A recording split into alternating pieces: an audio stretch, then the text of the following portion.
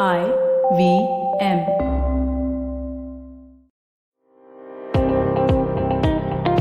Welcome to All Things Policy, a daily podcast supported by Pragati, a flagship media initiative of the Takshashila Institution. We're a bunch of policy nerds based in Bengaluru, and we like to bring a fresh perspective to Indian affairs and an Indian perspective to global affairs. So grab a cup of coffee, sit back, and join us for today's chat. Hello and welcome to another episode of All Things Policy, where we discuss policy issues of relevance. I am Priyal Lyncia D'Almeida, a research analyst at the Takshashila Institution. On June 3rd, the Pakistani Taliban, or Tehreek-e-Taliban Pakistan, which is called the TTP, announced an indefinite ceasefire on its operations in Pakistan. Negotiated by the body of 50 tribal elders from Pakistan and the Haqqani Network, the ceasefire will allow the Pakistani Army and the TTP the time to conclude the peace agreement. The fact that the Pakistani Army agreed to release a substantial number of TTP prisoners and provided a presidential pardon to two key militant commanders shows that the army is quite serious about negotiating a peace deal with the terrorist group. So, how are the peace talks going on? Whether a negotiated settlement is possible or peace will remain elusive, I am joined by my colleague Shrey Khanna, who is a staff research analyst at the Takshashila Institution, to talk about the negotiations between the TTP and the Pakistan Army. So Shrey, let's get down straight to the point, right? How are the talks between the two sides going on, and what are the sticking points in the conclusion of the peace deal? Thanks, Priyal, for having me on ATP. The talks between the two sides, the TTP and Pakistani Army, they are continuing for quite some time now, for many months. There was a ceasefire which was agreed upon on Eid, and then after which after prolonged negotiations, the ceasefire is finally extended indefinitely. And that stalemate in peace talks, there was a subcommittee which was formed between Pakistani government, Afghan Taliban and TTP, and each side gave its members in that committee. And after which this group of 50 members of the tribal elders from Pakistan, they went to Kabul to negotiate with the TTP. They met the TTP chief there, and after this meeting, while the deadlock which was there, it was not concluded, but TTP went ahead and it said officially that it is declaring that indefinite ceasefire. Now, even though the ceasefire has come into place, there are continued attacks which have happened in Pakistan. The TTP officially has not claimed any responsibility for those terrorist attacks which have happened after announcement of ceasefire. But it is known that the Gul Bahadur group, it has intensified the terrorist attacks against the security forces during this. At least 6 terrorist attacks have been attributed to Bahadur group, which is the point is that this group is not in agreement with the talks that are going on between the Pakistan Army and the TTP. And this is interesting because there's Gul Bahadur group. It has in past distanced itself from the TTP when TTP was attacking Pakistan Army. So it has negotiated with the IF for truce many times in the past. But this time when Pakistan Army is negotiating with Nur Wali Mahsood, who's the chief of the Gul Bahadur group, is resisting that. There is all the element of a tribal rivalry between the Mahsood clan and the Waziris. Mahsoods are disproportionately present in the TTP, and this group of Gul Bahadur, it has Waziris in it, and so that sort of tribal rivalry is also going on. Now, coming to the sticking points, there are the talks which are there. Most of the points on which the problem was, they have been resolved. Many of the TTP prisoners, they have been released. In fact, presidential pardon, as you pointed out, to senior TTP commanders. Muslim Khan, who was SWAT's spokesman for TTP, and the commander Mahmood Khan, they were given presidential pardon and they were taken to Kabul, where they are with Afghan Taliban, and most of the points they have been agreed upon, but there are still the core demands. The minor demands have been agreed upon, but the core demands which are there, they have not been resolved. The first and foremost is the issue of merger of the tribal areas into the Khyber Pakhtunkhwa province. So that area which was known as the FATA, federally administered tribal areas. So it was merged in Pakistan's province, which the TTP wants. that area is again should be, sort of a demerger should happen, and those areas should again become autonomous. And Right. and then the combined with this is another demand that Pakistan Army withdraws from all the tribal districts. So effectively, these areas will be the monopoly of violence in these areas will be on TTP. So what the state of Pakistan has achieved so far is that the TTP's pledge to continue the ceasefire, it has continued. So it is buying time, but it is, whether on these points, because these are substantial constitutional points on which Pakistan Right. Army can concede, it is unlikely because there is already opposition to the talks that are going on between Pakistan Army and the TTP. TTP hasn't passed, attacked Pakistani state, Pakistani Army civilians, and those who were the casualties and the families of those who were martyred. They are opposing the talks that why are you talking to the terrorists who in the past have never, agreed or respected any sort of Hmm. peace agreements that were reached previously. So what's the point of talking with them?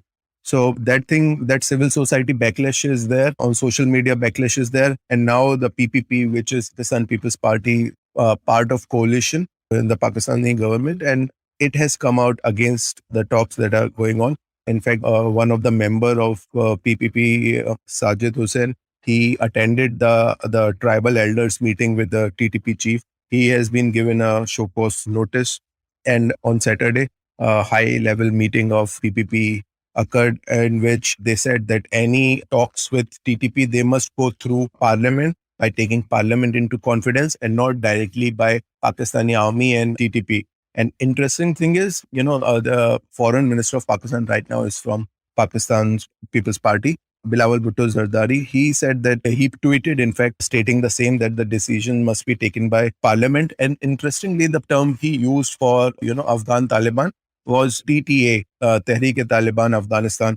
And in the same line, he used the term TTP, Tehreek-e-Taliban Pakistan, showing that, they are the two sides of the same coin, rather than what is prevalent right now, that we in the those who write about the matter, they either use the term Afghan Taliban or Islamic Emirate. Nobody uses this term TTA. So he used that term to emphasize that they are the two sides of the same coin, and there's no point in talking with that. And this growing opposition, it is going to be a very significant factor in determining the outcome of the talks.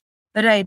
That's actually quite interesting. And you said, right, that TTA and TTP are sort of like same two sides of the same coin. There was actually a recent report on Afghanistan. So, what does the report say about the talks and also the role that the Afghan Taliban is playing in sort of negotiating these two sides? Yeah, so the 13th report of the sanctions monitoring team on Taliban, it is sanctioned by the United Nations Security Council. So the 13th report came out, and it actually talks about the period between July and December. So the talks which started, in February, March initially, and then after they picked up the pace, they are not featured in in this report per se. The report talks about the Central Asian jihadists and the Central Asian terrorist groups which are there in Afghanistan, and how they are enjoying greater freedom of movement, and how Taliban is looking to use them and incorporate them as a distinct military units. Also, the fact that there's a jihadist from Xinjiang, the Chinese jihadist or the Uyghur jihadists, their group ETIM, East Turkestan Islamic Movement, it is getting stronger. It has about 200 to 700 fighters, and they are for Afghanistan, Pakistan situation. What report says is that these groups, they are collaborating with TTP fighters and Islamic State of Khorasan. In fact, the report says that the TTP fighters in Pakistan, they are around 3,000 to 5,500 in numbers in Afghanistan. They're the largest group of militants after Afghan Taliban. Even Islamic State of Khorasan has lesser fighters in Afghanistan than TTP. So while the report per se does not tell us about that ongoing negotiation, it tells us about the numbers and the strength of TTP in Afghanistan. And we know that the Haqqani Network is playing an instrumental role in the talks between the army and TTP. And this, if the talks are successful, if some sort of breakthrough is there, then it's likely that the stature of Haqqanis, because Haqqanis are a distinct group within Afghan Taliban, Yeah, and yeah. their stature within Afghan Taliban, it will be it will increase. And because TTP has always had a very cordial relationship with Haqqanis. In fact, recently, Afghan Interior Minister Sirajuddin Haqqani, he said that when Pakistan was putting pressure on him to pressurize TTP, he said he acknowledges the sacrifices made by TTP for Afghan Taliban, and he said that he would not pressurize the TTP in the ongoing talks between the group and the Pakistani government. So he is playing an important role. And if the talks are successful, then his stature in the Afghan government or the Afghan Taliban movement as such will increase relative to the other factions in the southern Afghanistan of Kandharis and Helmandi Taliban. Right. So this sort of internal Afghan tensions, which till now are under control. People were apprehensive about it, that these factions are going to fight, but Taliban till now has been able to maintain unity on issues.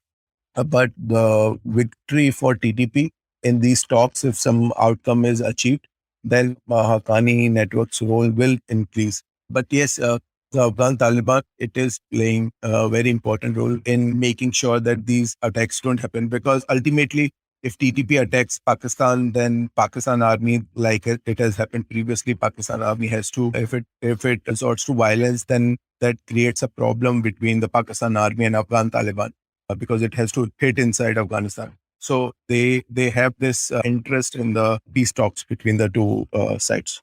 Right. That's actually quite interesting. And the fact that, Taliban wants to play a role in it. But before we actually move on, let's take a short break and we will be right back. Hello. It's been another great week here on the IVM Podcasts Network. On The Habit Coach, fitness expert Devrat Vijay, better known as Ninja Dev, tells Ashton about how we can approach fitness the right way. It's all things MMA on the Filter Coffee podcast. Karthik talks to Somesh Kamra, co-host of our Fight Mania podcast. On Raw and Organic, founder of Superkicks, Sangeet Paryani shares his journey with Kunal. Ikka Dukka Economy is back after a break. Host Abhinav Trivedi and CEO of Helicon Consulting Vikram Limse discuss what SME entrepreneurs can learn from the Sri Lankan crisis. And on the Life Manifesto, Zarina teaches us the art of negotiation. We've got some exciting news for you. IVM Podcasts has just launched its merch, and our first line is out now. Head to the IVM Podcasts website and click on the shop tab to check out our first collection of t-shirts. Do follow us on social media. We are IVM Podcasts on Twitter, Facebook, Instagram, and LinkedIn. And remember, if you're enjoying this show or any of our other shows for that matter, please do tell a friend. Also, don't forget to rate us on any platforms you're listening on. And you can also check us out on YouTube. We're also doing a small listener survey to better understand how you respond to our shows and advertising on the network. We would really appreciate it if you could spare a few minutes to fill it in. It helps us build better shows for you. And finally, we would like to thank our sponsors this week. SBI Life Insurance, Apne Liye, Apno Ke Liye. Jupiter, a digital banking app. Capgemini, get the future you want.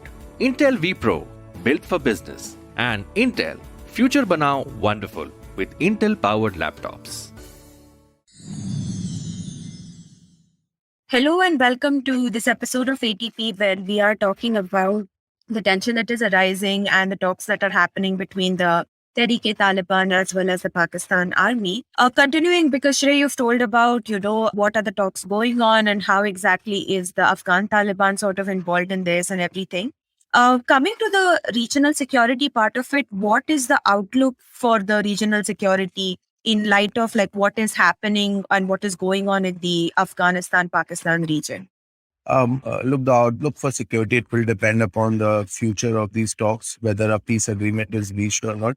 But regardless of that, this will be a drawn-out process. By all indication, Pakistan Army is trying to buy time, even if they are not ready to concede Pakistan Taliban's demands. Right. Because on the other hand, it has this, bottleneck that their economy is not doing good. They are facing that economic pressure that at this time a war is not, in their favor. So drawn out negotiations are likely.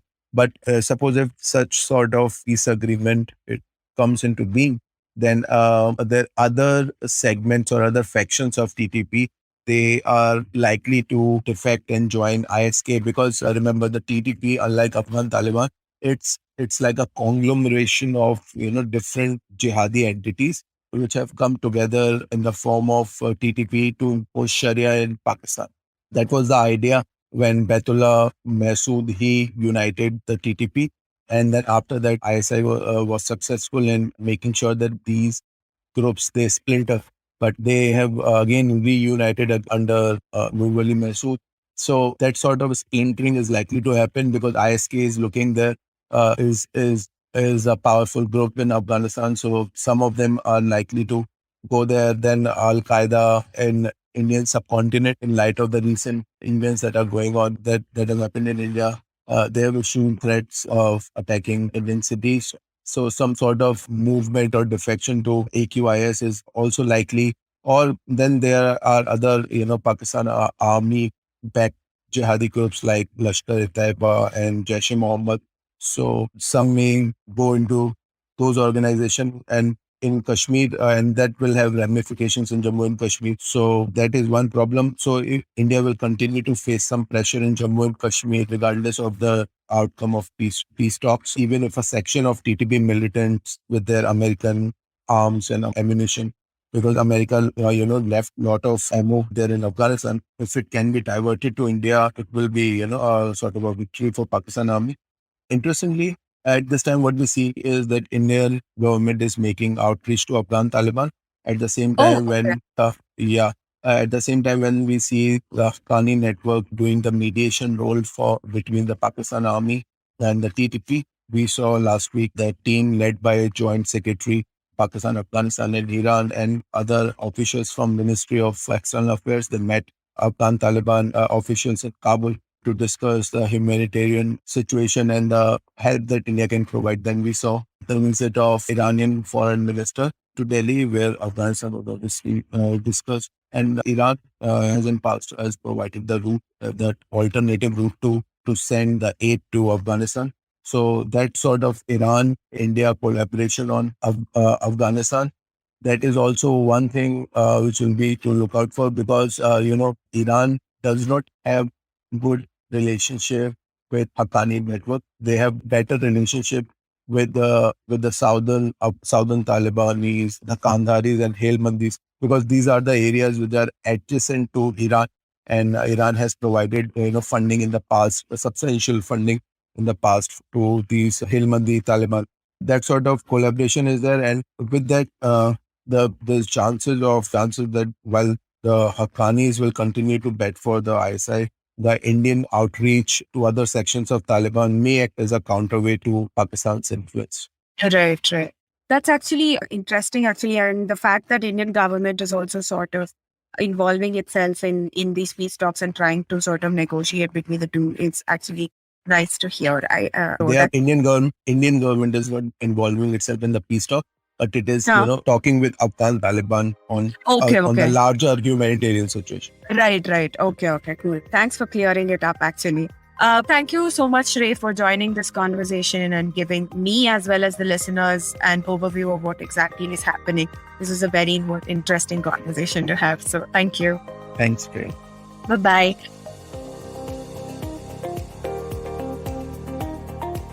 If you liked our show, don't forget to check out other interesting podcasts on the IVM network. You can tune into them on the IVM Podcast app, ivmpodcast.com, or wherever you listen to your podcasts. You can also follow IVM on social media. The handle is @IVM Podcasts on Twitter, Facebook, and Instagram. And hey, if you'd like to dive into Takshashila's research on technology, strategy, and economic affairs, check us out at our Twitter handle @Takshashila INST or our website takshashila.org.in.